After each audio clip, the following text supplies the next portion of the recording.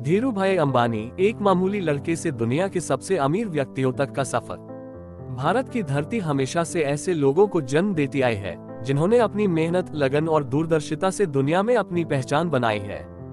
ऐसे ही एक महान उद्योगपति थे धीरूभाई अंबानी, जिन्होंने अपने संघर्ष, धैर्य और व्यावसायिक कुशलता से रिलायंस इंडस्ट्रीज को दुनिया की सबसे बड़ी कंपनियों में शामिल कर दिया। ये कहानी है एक साधारण लड़के की, जिसने गरीबी को अपनी कमजोरी नहीं बल्कि ताकत बनाया और अपनी मेहनत से खुद को भारत का सबसे अमीर व्यक्ति बना दिया। धीरजलाल हीराचंद अंबानी, जिन्हें दुनिया धीरूभाई अंबानी के नाम से जानती है, उनका जन्म 28 दिसंबर 1932 को गुजरात के जूनागढ़ जिले के छोटे से गांव चोरवाड़ में हुआ था। उनका परिवार बहुत ही साधारण था। उनके पिता हीराचंद अंबानी गांव के एक स्कूल शिक्षक थे और उनका वेतन इतना कम था कि परिवार का गुजारा मुश्किल से होता था। धीरूभाई बचपन से ही बहुत होशियार थे। उन्होंने कम उम्र में ही यह समझ लिया था कि अगर जीवन में कुछ बड़ा करना है तो नौकरी नहीं, व्यापार ही करना होगा। लेकिन उस समय उनके पास न पैसे थे, न संसाधन और न ही कोई गाइड करने वाला। उनका शुरुआती जीवन कठिनाइयों से भरा था। स्कूल जाने के बाद वे छोटे मोटे काम करते ताकि घर का खर्चा निकालने में मदद कर सके। लेकिन उनकी सोच हमेशा आम बच्चों से अलग थी। उन्हें पढ़ाई से ज्यादा व्यापार और पैसे कमाने में दिलचस्पी थी। गरीबी से उभरने के लिए उन्होंने 17 साल की उम्र में घर छोड़ दिया और यमन, एडन चले गए, जहां उनके बड़े भाई पहले से काम कर रहे थे। वहां उन्हें बेस और को नाम की एक ब्रिटिश फर्म में पेट्रोल पंप पर 300 रुपये महीने की नौकरी मिल गई। हालांकि यह एक साधारण नौकरी थी, लेकिन यहाँ उन्होंने व्यापार की असली दुनिया को करीब से देखा। वे घंटों बैठकर अपने सीनियर्स से व्यापार के बारे में सीखते, तेल के दाम कैसे बढ़ते घटते हैं, शेयर बाजार कैसे काम करता है और पैसे को कैसे निवेश किया जाता है। जल्द ही वे कंपनी में मैनेजर के रूप में प्रमोट हो गए, लेकिन उनकी महत्वाकांक्षा इससे कहीं बड़ी थी।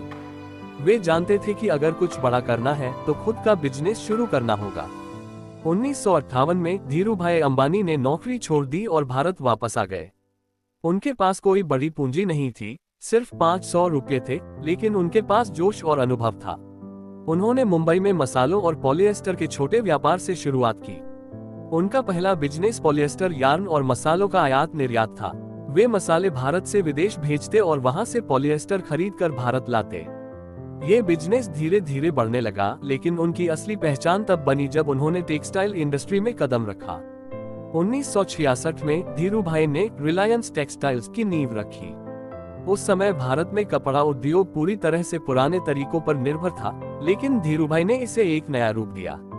उन्होंने सबसे पहले नायलॉन और पॉलिएस्टर फैब्रिक पर ध्यान दिया, जो सस्ता, टिकाऊ और फैशनेबल था।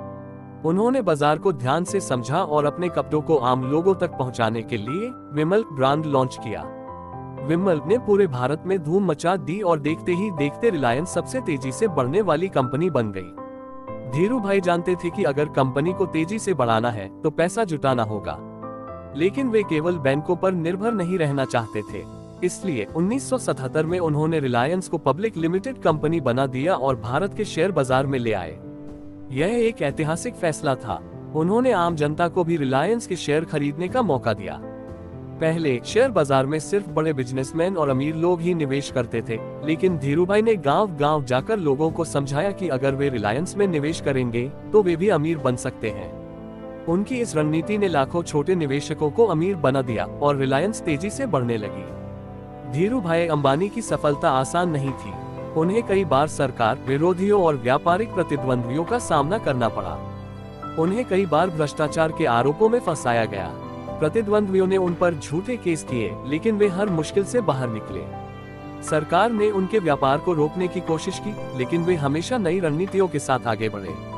उन्होंने एक बार कहा था, अगर तुम कोई सपना देखते हो तो उसे पूरा करने की ताकत भी तुम्हारे अंदर होती है, बस मेहनत और हिम्मत की जरूरत होती है।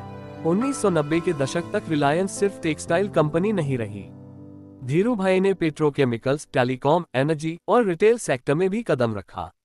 उन्होंने जामनगर में दुनिया की सबसे बड़ी रिफाइनरी बनाई, जो आज भी रिलायंस का सबसे बड़ा प्रोजेक्ट है।